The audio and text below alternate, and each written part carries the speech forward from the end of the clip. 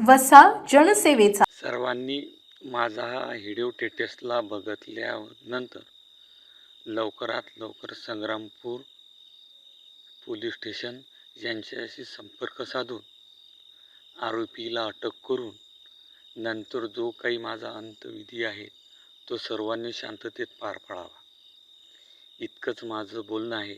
विशेष करून जास्तीत जास्त लोकांनी माझ्या या अंत्यविधीला हजर राहण्याचे काम करावे।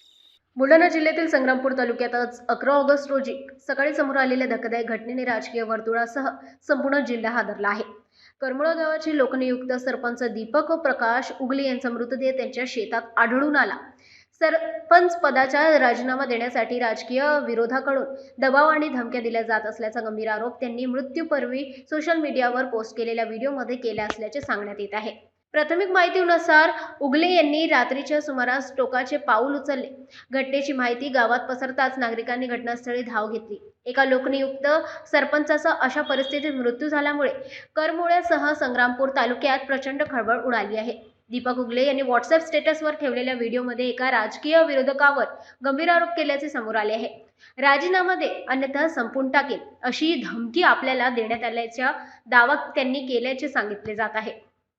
संबंधित व्यक्तीवर तातडीने कारवाई करण्यात यावी आणि आपल्या अंत्यविधी शांततेत पार पडावा असे आवाहनही त्यांनी व्हिडिओमध्ये केले आहे। उगले यांनी केंद्रीय मंत्री प्रतापराव जाधव आणि आमदार डॉक्टर संजय कुटे यांचे नाव घेत प्रकरणात पुढाकार घेण्याची विनंती केली आहे।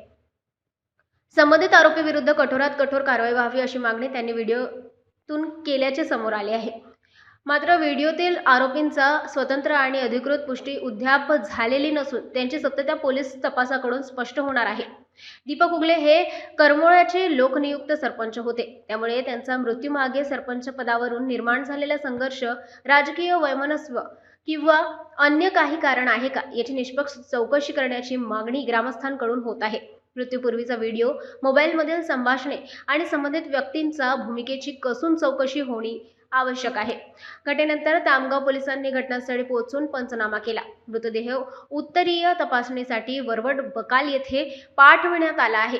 आत्महत्येस प्रवृत्त केल्याचा गुन्हा दाखल झाला आहे का याबाबत अधिकृत माहिती अद्याप समोर आलेली नाही। आता पोलिसांच्या तपासाकडे संपूर्ण जिल्ह्याचे लक्ष लागले आहे। सिटी न्यूज वसा जनसेवेचा।